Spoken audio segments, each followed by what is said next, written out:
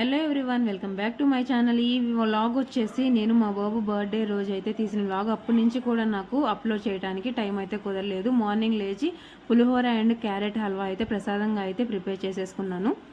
ఇప్పుడు మా బాబుకి 6 ఇయర్స్ కంప్లీట్ అయిపోయి ఇది 7th ఇయర్ అనమాట. ఇంక ఈ ఇయర్ అయితే మేము అనుకున్నట్టుగా వాడికి ఏవైతే చేయాలనుకున్నామో అవన్నీ చేశాను. కానీ సడన్గా కూడా అప్పటికప్పుడు అనుకున్నది కూడా అలా జరిగిపోయింది. ఎందుకో తెలియదు, కొన్నిసార్లు మనం అనుకున్నవి జరగవచ్చు, జరగకపోవచ్చు. అంత మాత్రాన డిసప్పాయింట్ అయితే అవ్వకూడదు. ఎవరైనా సరే యాక్చువల్గా అవుతారు, కానీ లైట్ తీసేసుకోవాలి. దాన్ని పెద్దగా డిసప్పాయింట్ అయిపోయి బాధపడిపోయేంత అయితే తీసుకోకూడదు అనమాట. అట్లాగే ఇంకొకటి ఏంటి అని అంటే, ప్రతి ఒక్కరు కూడా ఇష్టమైన వాళ్ళు ఒకరు ఉంటారు అండ్ నమ్మకమైన వాళ్ళు ఒకరు ఉంటారనమాట. ఇది నేను దేవుడి గురించి చెప్తున్నాను.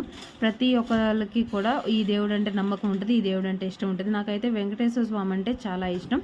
నేను పెళ్లి కాకముందు నుంచి కూడా వెంకటేశ్వర స్వామికి శనివారాలు, శుక్రవారాలు అండ్ ఒక్క పొద్దులు అయితే చేసేదాన్ని. ఇంకా మ్యారేజ్ అయిపోయిన తర్వాత ఒక్క పొద్దులు చేయటం అయితే కుదరలేదు. ఇంకా మేము బర్త్డే రోజు అయితే ఇక్కడ అయ్యప్ప స్వామి టెంపుల్కి అయితే వెళ్ళాము. ఆ అయ్యప్ప స్వామి టెంపుల్ వచ్చేసి మా బాబు స్కూల్ వెనక అయితే ఉంటుంది. ఇంకా వెళ్ళి అక్కడ దర్శనం చేసేసుకుని నవగ్రహాల చుట్టూ ప్రదక్షిణలు అయితే చేసేస్తున్నాము.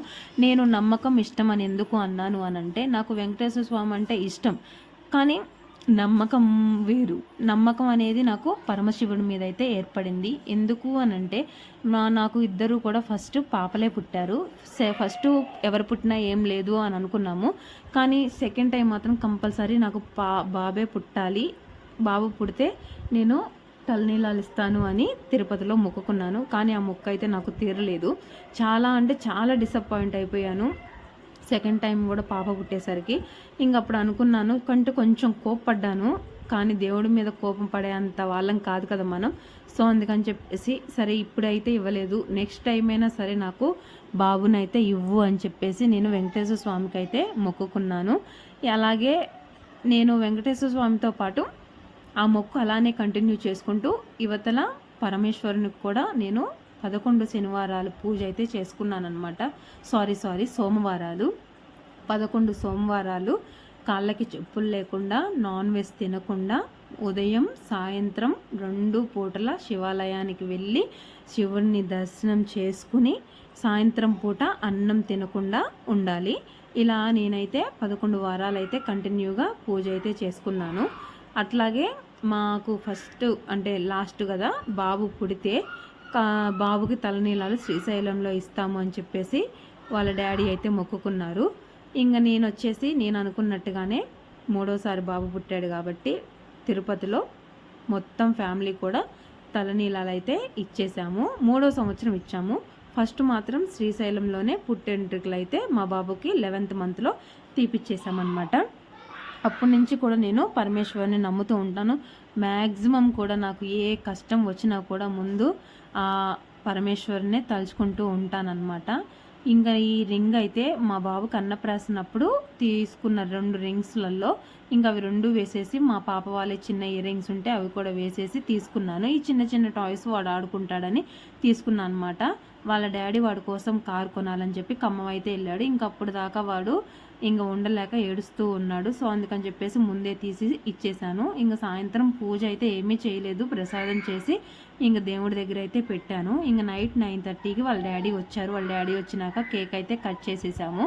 కేక్ కటింగ్ అయిపోయిన తర్వాత వాడు చాలా అంటే చాలా ఎగ్జైట్మెంట్తో ఉన్నాడు వాళ్ళ డాడీ తెచ్చిన కార్తో ఆడుకోవాలని. సో అంతగా కాన్సన్ట్రేషన్ చేయట్లేదు కేక్ కటింగ్ మీద. ఎప్పుడెప్పుడు దాంతో ఆడుకుందామని ఈగర్గా వెయిట్ చేస్తూ ఉన్నాడు. పిల్లలు అడిగింది మనం ఇస్తే వాళ్ళ హ్యాపీనెస్ అనేది చాలా అంటే చాలా ఉంటుంది. దాన్ని చూసినప్పుడే మనం కూడా సాటిస్ఫై అవుతాం. ఎందుకంటే వాళ్ళ సంతోషానికి మించింది వేరే మనకి ఏది ఉండదు కదా. నా సాటిస్ఫాక్షన్కి ఏదో చిన్న టాయ్స్ అయితే తీసుకొచ్చి ఇచ్చాను. వాళ్ళ డాడీ తెచ్చిన గిఫ్ట్ ముందు నా చిన్న టాయ్స్ వాడికి అంతగా అనిపించలేదు. వాళ్ళ డాడీ వచ్చేదాకా ఓకే ఆ టాయ్స్. వాళ్ళ డాడీ వచ్చినాక బిగ్ సైజ్ ముందు స్మాల్ సైజ్ ఏమాత్రం పనికొస్తాయి చెప్పండి. సో వాడైతే ఇంకా కార్ కోసం వెయిట్ చేస్తున్నాడు. వాళ్ళ నాయనమ్మ తాతయ్య అయితే బ్లెస్సింగ్స్ అయితే ఇచ్చేసేసారు. ఇంకా ఫైనల్గా మాకు ఇక్కడ దగ్గరలో అయితే ఎవరూ లేరు. మేము ఎప్పుడూ కూడా వాళ్ళ నాయనమ్మ తాతయ్యనే పిలిపించి సెలబ్రేషన్ అయితే చేసుకుంటాము. ఇంటి పక్కన కూడా పిల్లలు ఎవరూ లేరు అనమాట. అందుకని మేము మా అత్తయ్య మామయ్య వాళ్ళతోనే సెలబ్రేట్ చేసుకుంటాం. ఫైనల్గా వాళ్ళ డాడీ తెచ్చిన కార్ అయితే చూపించేస్తున్నాను. ఇంకా ఎప్పుడు సైకిల్స్ తీసుకుంటాం. సైకిల్స్ అయితే పార్ట్కి ఆ పార్ట్ తీసేస్తున్నాడు. అందుకని చెప్పేసి కార్ తీసుకున్నామన్నమాట. ఇంకా నైట్ ఇంకా కార్ పక్కన పెట్టేసేసి ఇంక నేను ఇచ్చిన టాయ్స్తో అయితే ఆడుతున్నాడు. అప్పుడు వచ్చేసి 11 అయింది టైము. ఇంక నాకు ఈ కార్ కావాలి, నేను ఆడుకుంటా మమ్మీ అని చెప్పి అంటున్నాడు. నచ్చినాయా నాన్న అంటే నచ్చినాయి అని చెప్పేసి చెప్పాడనమాట.